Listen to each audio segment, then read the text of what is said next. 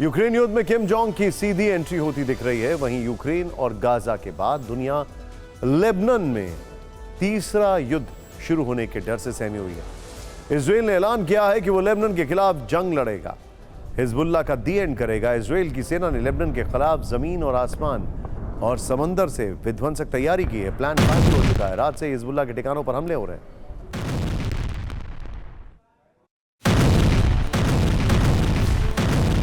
Israel की वायुसेना ने मंगलवार पूरी रात लेबनान में भीषण एयर स्ट्राइक की। हिजबुल्लाह के ठिकानों पर चुन चुनकर बम बरसाए।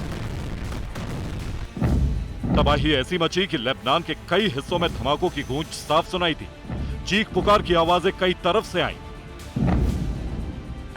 बाद में इजराइल की वायुसेना ने जानकारी दी कि उसने गेशेर हजीफ के कोस्टल एरिया में संदिग्ध एरियल टारगेट को इंटरसेप्ट किया। ताइबे, ओडाइश, जिब्बैन और आयता एश शाब इलाकों में हिजबुल्लाह के कई इंफ्रास्ट्रक्चर तबाह किए। इसके बाद टाइम्स ऑफ इजराइल की तरफ से यह खबर आई कि इजराइल ने लेबनान के खिलाफ खुली जंग का ऐलान कर दिया। आईडीएफ की उत्तरी कमान ने वॉर प्लान को मंजूरी दी। एयर स्ट्राइक के अलावा दक्षिणी लेबनान में विध्वंसक ग्राउंड ऑपरेशन की तैयारी पूरी है। जब सेना इस तरह से अटैक मोड में हो तो फिर इजराइल सरकार की ओर से भी लेबनान को चेतावनी दी गई। इजराइल के विदेश मंत्री ने लेबनान में महाविनाश लाने की वार्निंग दी। हिजबुल्लाह के खात्मे की कसम खाई। असल में इजराइल का यह अटैक और लेबनान में खुली जंग के ऐलान की एक बड़ी वजह सामने आई है। हिजबुल्लाह की तरफ से जारी ये वीडियो देखिए।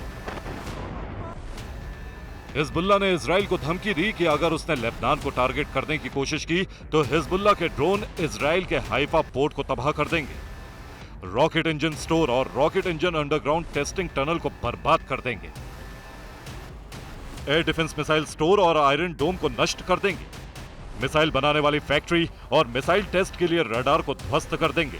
हिजबुल्लाह के ड्रोन टारगेट पर फाइटर जेट भी नजर आए। हिजबुल्लाह की इस कोशिश में सबसे बड़ी बात यह थी कि इस दौरान इजराइल के आयरन डोम एक्शन में नहीं दिखे और हिजबुल्लाह ने इसे अपनी जीत के तौर पर पेश किया। इजराइल ने लेबनान के खिलाफ जंग शुरू करने का ऐलान किया है। दुनिया में 2 साल के अंदर यह तीसरा वॉरफ्रंट खुलेगा। इसके 3 संकेत साफ दिख रहे हैं। बीते हफ्ते हिजबुल्लाह ने सैकड़ों रॉकेट उत्तरी इजराइल के शहरों में दागे थे। इजराइल के कई सैन्य इंफ्रास्ट्रक्चर को टारगेट किया था। वहीं इजराइल की सेना में ग्रेटर इजराइल की मांग की जोर पकड़ रही है। इजराइल की सेना में अधिकतर लोग गाजा के साथ साथ लेबनान फ्रंट खोलने के पक्षधर हैं। आईडीएफ खुद कह चुकी है कि बॉर्डर पर हिजबुल्लाह की मौजूदगी उसे बर्दाश्त नहीं है। आपको बता दें कि ग्रेटर इजराइल की अवधारणा एक यहूदी राज्य है जो मिस्र के नाले से फरात नदी तक फैला। इसमें पूरे फिलिस्तीन के साथ जॉर्डन, लेबनान भी शामिल है। हालांकि ये फिलहाल इजराइल का सपना ही है। तीसरा संकेत पीएम नेतन्याहू के बयान से मिला है। उन्होंने दावा किया है कि अमेरिका हथियारों की सप्लाई से प्रतिबंध हटा रहा है। इजराइल को अमेरिका के घातक हथियार जल्द मिलेंगे। ये हथियार मिले तो इजराइल इसका इस्तेमाल लेबनान के खिलाफ कर सकता है। हालांकि अमेरिका कह रहा है कि वो लेबनान से युद्ध के पक्ष में नहीं है। अमेरिकी विदेश मंत्री एंटनी ब्लिंकन ने उम्मीद जताई है कि इजराइल हिजबुल्लाह के बीच संघर्ष नहीं बढ़ना चाहिए। गाजा में सीजफायर से हालात नियंत्रण में होंगे।